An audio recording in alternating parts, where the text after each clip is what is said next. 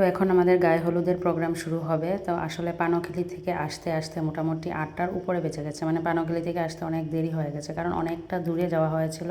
আসার পর তো দেখি কন্যা রেডি হয়ে বসে আছে গায়ে হলুদের জন্য। তো সবাই বলছিল কেক টেক আনার জন্য, আমরা কিন্তু আর ড্রেস চেঞ্জ করতে পারিনি। বর্দি কেক নিয়ে এসেছিল, তারপর ক্যামেরাম্যান তারা বললো একটু পরে কেক নিয়ে আসার জন্য, যাতে এখানে একটু ফটোশ্যুট বাকি আছে। তারপর গিয়ে আমরা রেডি হয়ে গেলাম, ভাবলাম আমরাও রেডি হয়ে যাই, একটু ড্রেসটা চেঞ্জ করে নিই, অন্যরকম ড্রেস পরি, এক ড্রেস পরে সারা বিয়ে বাড়ি হয়ে যাবে।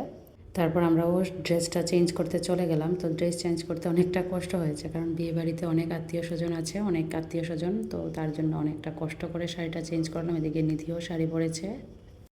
তো যাই হোক, এদিকে মৌয়ের মা বাবার সাথে একটু ফটোশ্যুট হলো, তো এটাই হলো। তো তারপর হলুদ লাগানো হবে এখন। কিন্তু গায়ে হলুদে তেমন একটা আনন্দ করতে পারিনি, কারণ গায়ে হলুদের সময় কম ছিল, কারণ স্নানের সময় হয়ে গিয়েছিলো, আদি স্নান আছে যে ওইটার সময় হয়ে গিয়েছিল। তারপর কিছু করার নেই, নিয়ম তো নিয়ম, সময় মতো করতেই হবে। তারপর ও চলে গিয়েছিল, বেশি একটা মজা হয়নি আর কি, গায়ে হলুদে তেমন ছবি টবি উঠতে পারেনি। তারপর সবাই বসেছিল, এই যে মা মাসি তারা সবাই বসেছিল, আমিও একটু বসলাম এখানে।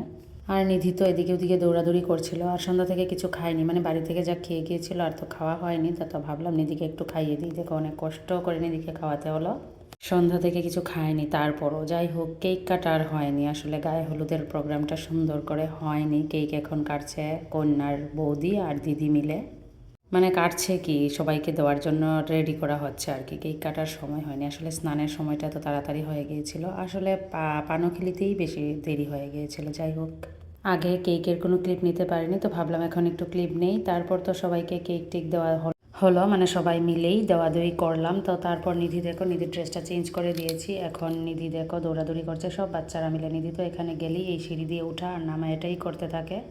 তারপর নিধিকে বলেছিলাম ঘুমাতে।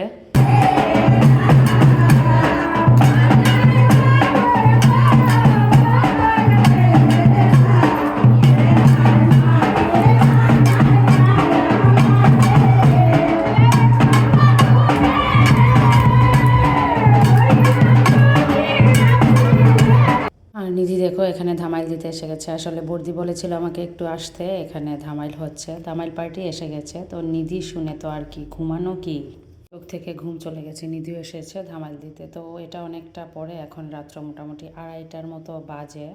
তো মৌকে এখন অধিবাসের টিকা দেওয়া হবে, তার জন্য সব আয়োজন করা হচ্ছিল এদিকে। আর এদিকে গয়নাগুলো পরানো হচ্ছিল, শাখা উঠানো হবে এখন হাতে, আর বাকি সব যা গয়নাগাটি আছে বিয়ের জন্য সব পরানো হবে এখন। তো 3টার ভিতরে অধিবাসের টিকাটা দিতে হবে, তার জন্য। আর নিধিকে ঘুম পাড়িয়েছিলাম একটু সময়, কিন্তু অনেকটা ফ্যান থাকা সত্ত্বেও মশা অনেকটা কোথা থেকে জানি এসে গেছে। তো মশার কামড়ে নিধি উঠে গিয়েছিল, উঠে গিয়ে যাওয়ার পর তো আর নিধি ঘুমাতে ঘুমাতে অনেক দেরি। এখন কিন্তু নিধি সজাগ, নিধি এসব দেখছে। তো যাই হোক, এদিকে শাখা ওঠানো হয়ে গেছে, আর এই যে পলা চুড়ি বালা সব কিছু পরানো হচ্ছে। এই তো 2 দিন, বিয়ের আগের দিন আর বিয়ের দিন, এই 2 দিনই ব্যস্ততা, আর অনেকটাই ব্যস্ততা থাকা হয়। তো মোটামুটি এখন অধিবাসের টিকা দেওয়ার পর সবাই মিলে একটু রেস্ট করতে হবে, কারণ পরের দিন তো বিয়ের দিন তো আরও ভেজাল থাকবে, সকাল থেকে রাত্র, তো পুরো রাত্র এমনি এমনিই চলে যাবে সব ব্যস্ততার মধ্যে, কারণ অনেক কাজ থাকে বিয়ে বাড়িতে। তো সব গয়নাগাটি পরানো শেষ।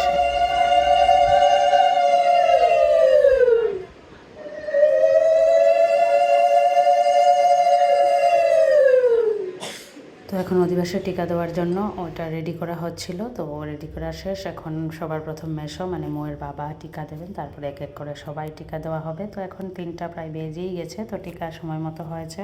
আর নিধিও আমাদের সাথে এখনও জেগে আছে, নিধিকে ঘুম পাড়াতে হবে। কয়টা বাজে, নিধির চোখে কোনো ঘুম নেই। তো যাই হোক, এখনের ব্লগটা এখানেই রাখছি, এখন সবাই মিলে একটু রেস্ট করব।